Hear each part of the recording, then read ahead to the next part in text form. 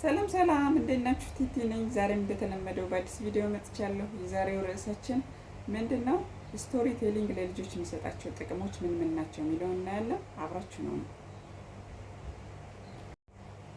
እንግዲህ አንድ ስቶሪ አብረን እናነባለን፣ ከዛ በኋላ እንወያያለን ማለት ነው። ኤተርስቲ ክሮው ይላል፣ የተጠማች ወፍ ማለት ነው። ኤተርስቲ ክሮው It was summer. The day was very hot. A crow was very thirsty. He looked for water. He looked for water here and there, but he couldn't find any water. At last he saw a pot with a very little water inside. He thought of a plan. He picked up stones from a nearby and dropped into the pot. One by one, the water came out. The crow drank the water and flew away happily. ይሄ ወፍ ምንድነው ያደረገው? ድንጋይ በመጨመር ፖት ላይ ያለን አነስተኛ ውሃ ወደ ላይ በማምጣት ነው ውሃ የጠጣው እና ይሄ በኮመን ሴንስ ምን አደረገ ማለት ነው። እንስሳቶች ምንድነው አያስቡም። እንስሳቶች ግን ኮመን ሴንስ አላቸው። ሰው ኮመን ሴንሱን በመጠቀም ውሃውን ወደ ላይ ከፍ አድርጎ ጠጣ ማለት ነው። እና ይሄ ለልጆች ምንድነው የሚያስተምራቸው? ፕሮብለም ሶልቪንግ፣ እንዴት ፕሮብለም ሶልቭ እንደሚያደርጉ ነው የሚያስተምራቸው ማለት ነው። እና የዛሬው ርዕሳችን ምንድነው? ስቶሪ ቴሊንግ እንዴት ቻይልድ ዴቨሎፕመንት ኤድ እንደሚያደርግ ነው የምናየው ማለት ነው። እና ከነዚህም ውስጥ ምንድነው ስቶሪ ቴሊንግ ያስተሳሰብ አድማሳቸውን ኮግኒቲቭ አቢሊቲያቸውን ይጨምራል ማለት ነው። ኮግኒሽናቸውን ይጨምራል። ስሜታቸውን መቆጣጠር እንዲችሉ ያደርጋል።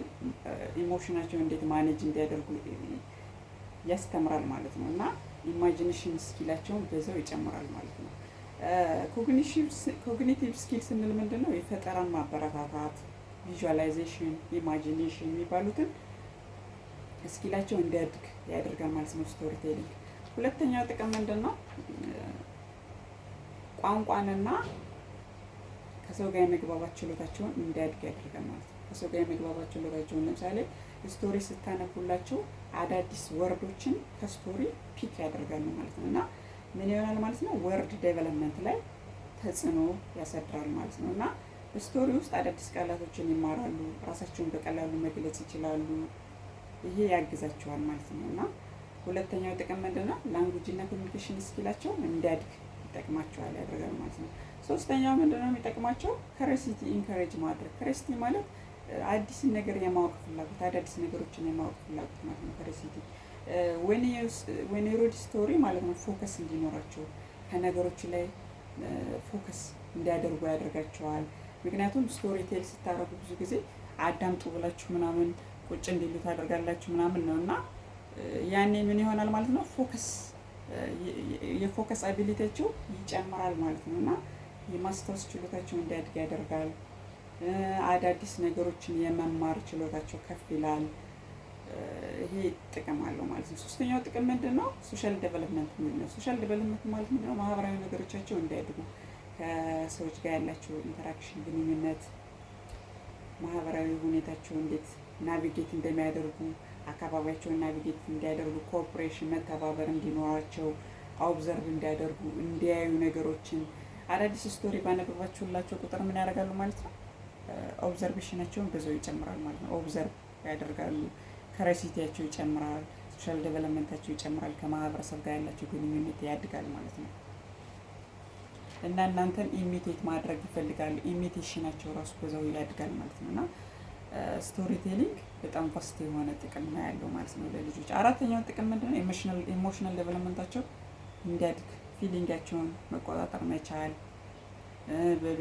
ቤተሰብ ጋር ሲሆኑ፣ ከማህበረሰብ ጋር ሲሆኑ ያላቸው ተሳትፎ፣ ማህበራዊ ህይወታቸው ላይ ያለው ነገር ይሄ ሁሉ በስቶሪ ቴሊንግ ምን ይሆናል ማለት ነው? ኢምፓክት ይሆናል ማለት ነው። እና ለሶሻል ፋውንዴሽናቸው ወይም ለማህበራዊ ህይወታቸው መሰረት ነው ማለት ነው። ይሄ ስቶሪ ቴሊንግ ማለት ነው። ሶሻል ሰክሰስ እንዲኖራቸው ይጠቅመዋል።